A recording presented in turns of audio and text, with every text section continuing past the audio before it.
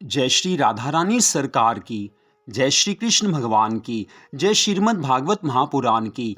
जय सद्गुरुदेव श्री बंसी वाले महाराज की। श्रीमद् भागवत महापुराण के 10वें स्कंद के अध्याय 50 और 51 की कथा आज हम आपको सुनाने जा रहे हैं।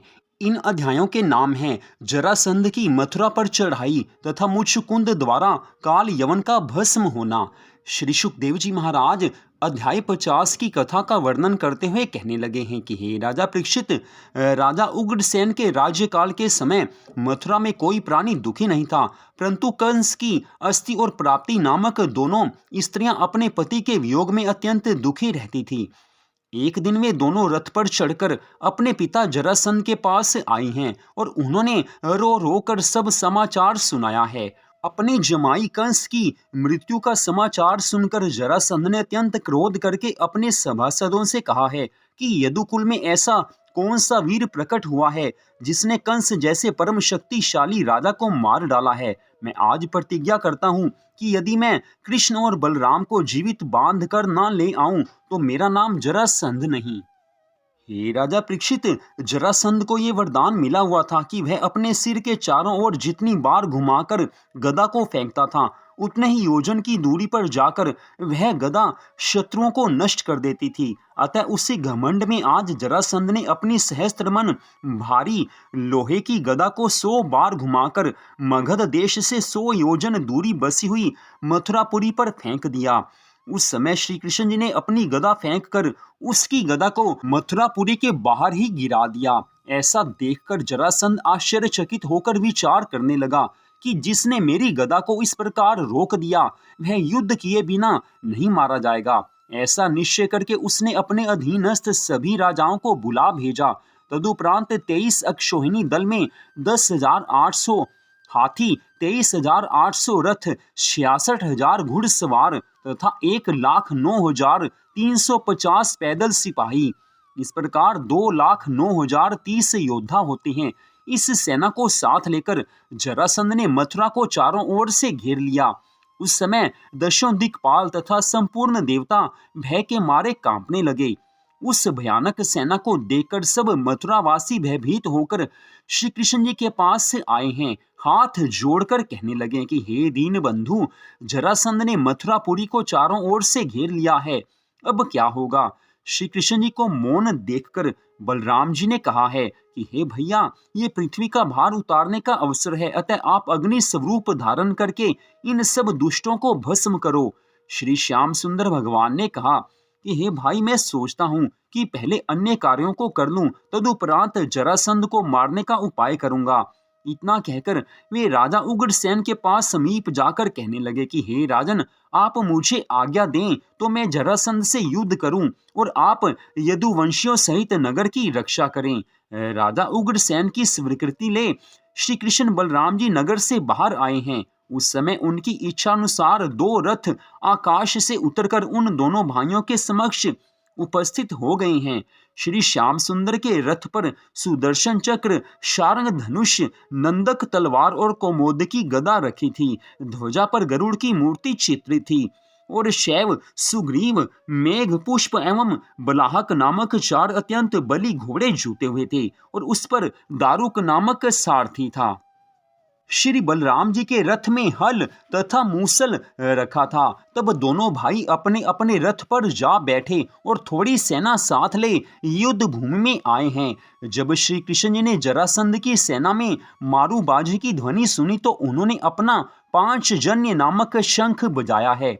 उस शंख की ध्वनि को सुनकर जरासंध की सेना के हृदय कांप उठे हैं। उस समय जरासंध अपना रथ बढ़ाकर श्री कृष्ण बलराम जी के सम्मुख आ गया और श्री कृष्ण जी से कहने लगा कि हे कृष्ण, तू अभिमान में चूर हो मेरे सामने युद्ध करने के लिए आया है, परंतु तू बालक है, इसलिए मैं तुझसे युद्ध ना करके बलराम से युद्ध करूंगा।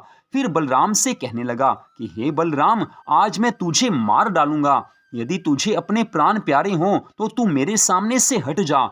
यह सुनकर श्री कृष्ण जी ने उत्तर दिया है कि हे जरासंध, तू ऐसे प्रलाप क्यों कर रहा है। शूरवीर अपनी प्रशंसा स्वयं नहीं करते हैं। जिस मनुष्य की मृत्यु निकट आ जाती है उसे भले बुरे का ज्ञान नहीं रहता है। जिस प्रकार कंस अपने पाप कर्मों के कारण दंड को प्राप्त हुआ, वही गति तेरी भी होनी है। ऐसे वचन सुनकर जरासंध बाणों की वर्षा करता हुआ कहने लगा कि अरे बालको, अब तुम जीवित नहीं जाने पाओगे। मैं तुम दोनों को अभी मारे देता हूँ, और जहाँ राजा कंस आदि गए हैं वहीं मैं तुम्हें भी भेज देता हूँ। तदुपरांत उसकी अंधाधुंध बाण वर्षा से श्री कृष्ण और बलराम जी का रथ ऐसे ढक गया जैसे बादलों में सूरज छिप जाता है।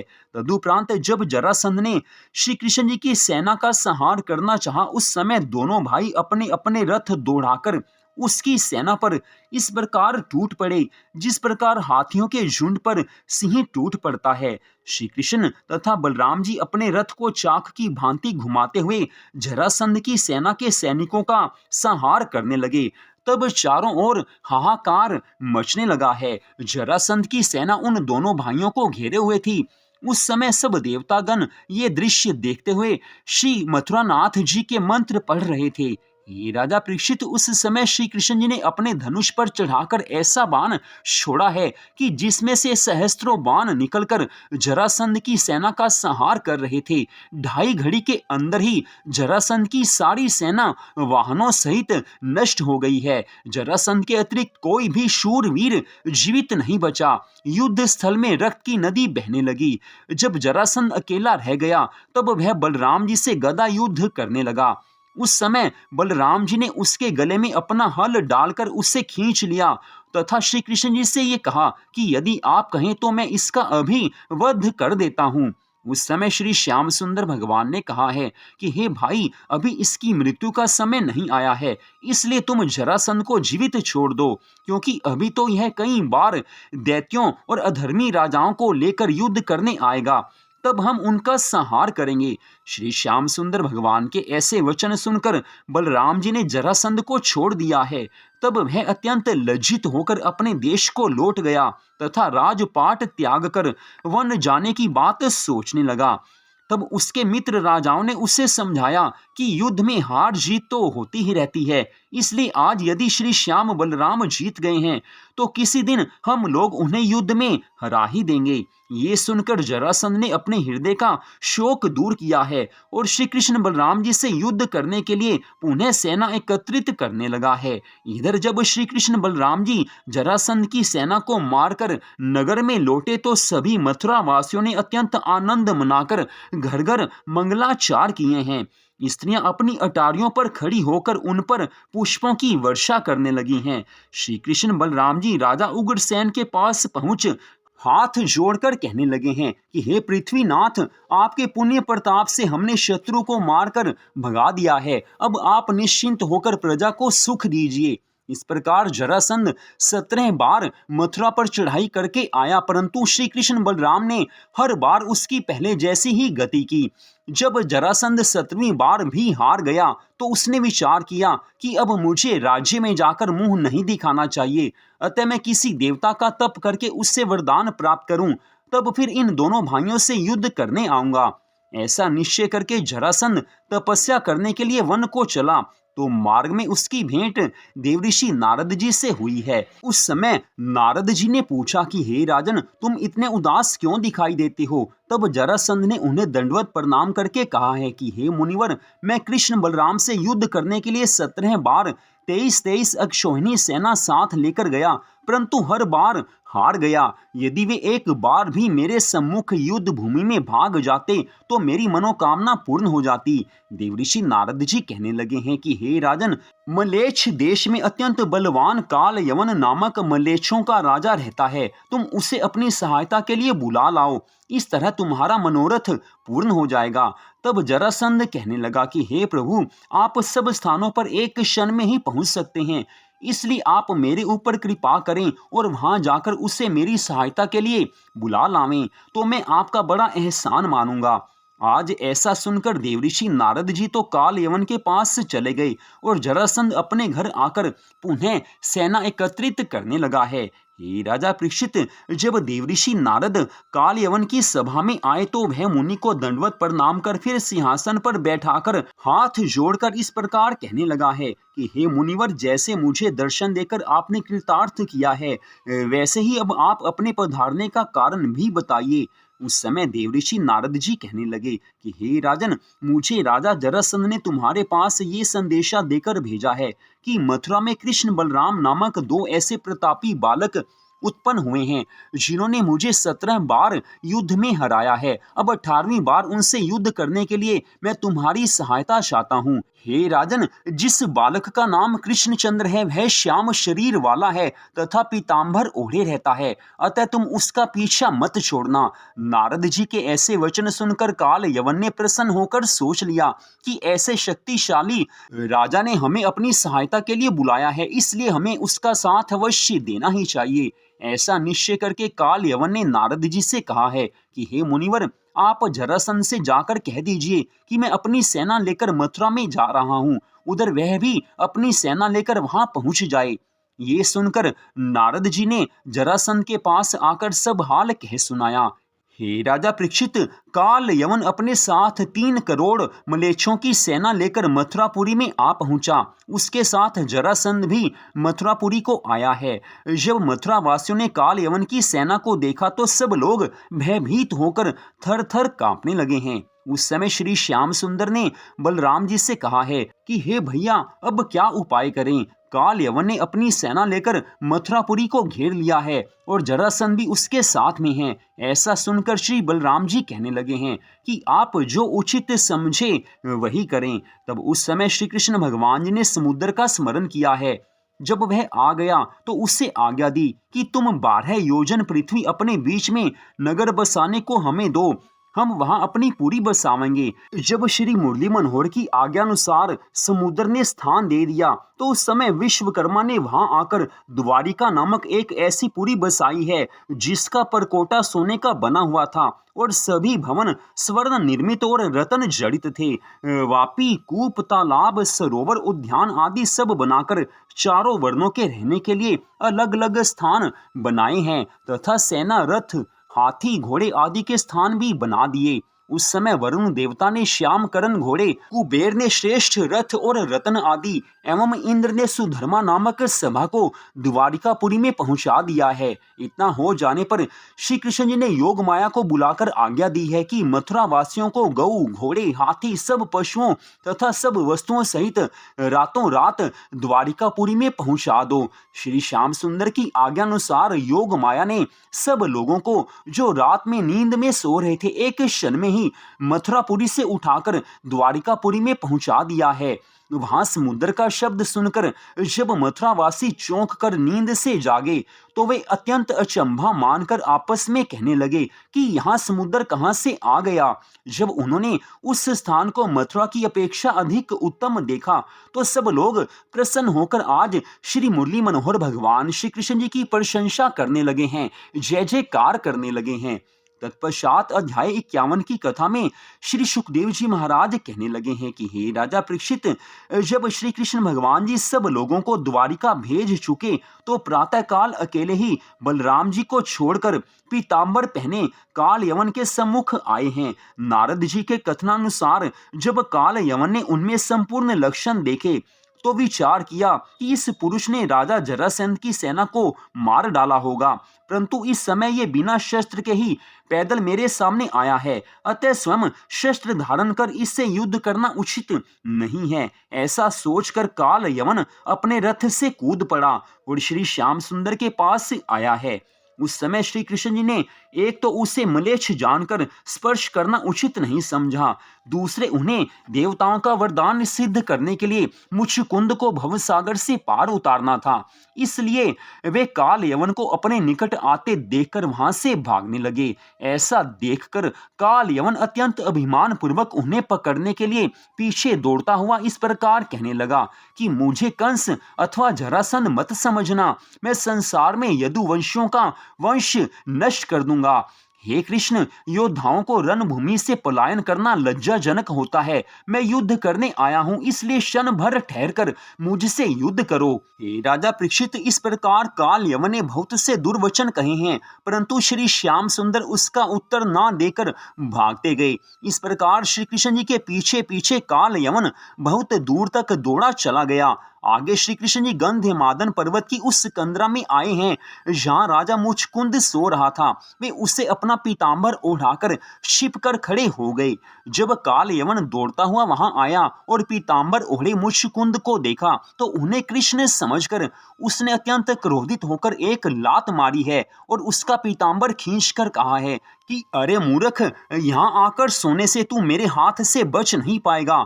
हे राजा परीक्षित, जब राजा मुचकुंद की निद्रा भंग हुई और उसने काल यवन की ओर देखा तो उसकी दृष्टि पड़ते ही काल यवन जलकर भस्म हुआ है। इतनी कथा सुनकर आज राजा परीक्षित पूछने लगे हैं कि हे प्रभु, वह परम तेजस्वी मुचकुंद कौन था और उस कंदरा में किस लिए सो रहा था। आज राजा परीक्षित के इन वचनों को सुनकर श्री सुखदेव जी महाराज कहने लगे हैं कि हे राजा परीक्षित, राजा इक्ष्वाकु के कुल में उत्पन्न राजा मुचकुंद राजा युवनाश्व का पौत्र तथा राजा मानधाता का पुत्र था। उसने चक्रवर्ती राजा होकर अपने पुण्य और तेज के प्रताप से सब राजाओं को जीता था। जब देव असुर संग्राम में दैत्यों ने देवताओं का सिंहासन छीन लिया, तब इंद्र आदि देवताओं ने राजा मुचकुंद के पास पहुंचकर कहा कि हे राजन, हम आपके बल की प्रशंसा सुनकर आपकी शरण में आए हैं। इस समय दैत्यों ने हमारा सिंहासन छीन लिया है, सो आप उसे वापस लाने में हमारी सहायता कीजिए। तब मुचकुंद ने देवताओं के साथ जाकर सब दैत्यों से युद्ध किया था। जब राजा को लड़ते लड़ते कई युग बीत गए और उस समय स्वामी कार्तिकेय जी देवताओं की सहायता करने के लिए आ गए। उस समय देवताओं ने राजा मुचकुंद से ये कहा कि हे राजन, आपने हमारे लिए बड़ा परिश्रम किया है, आपने हमारी बड़ी सहायता की है। अब हमारी रक्षा करने के लिए स्वामी कार्तिकेय जी आ गए हैं, अतः अब आप विश्राम कीजिए तथा आप जो वरदान मांगना चाहें सो हमसे मांग लीजिए। ऐसा सुनकर मुचकुंद ने कहा कि आप मुझे कोई ऐसा एकांत स्थान बताइए जहां जाकर मैं शांति से सो सकूं। उस समय सब देवताओं ने प्रसन्न होकर ये कहा है कि आप गंधमादन पर्वत की कंदरा में जाकर शयन कीजिए। हम आपको ऐसा वरदान देते हैं कि जो कोई व्यक्ति आपको आकर जगावेगा वह आपकी दृष्टि पड़ते ही उसी क्षण भस्म हो जाएगा। हे राजा परीक्षित, राजा मुचकुंद उस कंदरा में जाकर सो गया। श्री मथुराधीश भगवान श्री कृष्ण जी इस भेद को जानते थे। इस कारण उन्होंने देवताओं का वरदान सत्य सिद्ध करने के लिए काल यवन को मुचकुंद की दृष्टि से भस्म करवा दिया है। तत्पश्चात आज भगवान श्री कृष्ण जी स्वयं प्रकट होकर मुचकुंद को दर्शन देने लगे हैं। उन्हें देखकर मुचकुंद ने दंडवत प्रणाम करते हुए कहा है कि हे प्रभु, जिस प्रकार आपने इस महाअंधेरी गुफा में आकर तम को नष्ट किया है, अंधकार को नष्ट किया है, उसी प्रकार अब आप अपना नाम तथा भेद बताकर मेरे अंतःकरण के अंधकार को भी नष्ट कीजिए, मुझे ज्ञान दीजिए। उस समय श्री श्याम सुंदर भगवान श्री कृष्ण जी कहने लगे हैं कि हे राजन, मेरे नाम, जन्म, कर्म तथा गुण बहुत से हैं, पर इस बार मैंने वसुदेव के यहाँ जन्म लिया है। मेरा नाम वासुदेव पड़ा है। मैंने कंस को मारकर पृथ्वी का भार उतारा है, राजा जरासंध को 17 बार हराया है। यह काल यवन भी 3 करोड़ मलेच्छों की सेना लेकर मुझसे लड़ने के लिए आया था, सो तुम्हारी दृष्टि से जलकर भस्म हुआ है। श्री हरि भगवान जी के मुख से ऐसे वचन सुनकर राजा मुचकुंद ने हाथ जोड़कर कहा है कि हे प्रभु, हे दीनानाथ, आपकी माया अत्यंत प्रबल है। आप निर्गुण तथा निराकार होने पर भी अपने भक्तों को सुख देने के लिए सगुण स्वरूप धारण करते हैं। हे प्रभु, मैं नींद में सोए रहने के कारण आपका ध्यान नहीं धर पाया, आपकी भक्ति नहीं कर पाया। मुझे यही चिंता है कि मैं इस संसार रूपी भव सागर से किस प्रकार पार हो सकूंगा। राजा मुचकुंद के ऐसे वचन सुनकर भगवान श्री कृष्ण जी कहने लगे हैं कि हे राजन, तेरे ज्ञान को धन्य हैं, हम तुझसे अति प्रसन्न हैं। हे राजन, तूने पृथ्वी को जीतने में बहुत सी हिंसा की है, इसलिए बिना तपस्या किए तेरा पाप दूर नहीं होगा, सो तू उत्तर दिशा में जाकर तपस्या कर। तब राजा मुचकुंद भगवान श्री कृष्ण जी को दंडवत प्रणाम करके उस गुफा से बाहर निकला और ब्रज में बद्रीवन में जाकर तपस्या करने लगा। वहां भगवान की भक्ति की महिमा से मृत्यु के उपरांत मुक्ति पद को प्राप्त हुआ है, भवसागर से पार हो गया है। तो यहीं पर आज की इस परम सुंदर कथा का विश्राम होता है। इस कथा को आपने सुना, आप सबका हार्दिक धन्यवाद। जय श्री राधा रानी सरकार की, जय श्री कृष्ण भगवान की, जय सदगुरुदेव श्री बंसी वाले महाराज की, जय श्रीमद् भागवत महापुराण की। जय जय श्री राधे, जय जय श्री राधे, जय जय श्री राधे श्याम।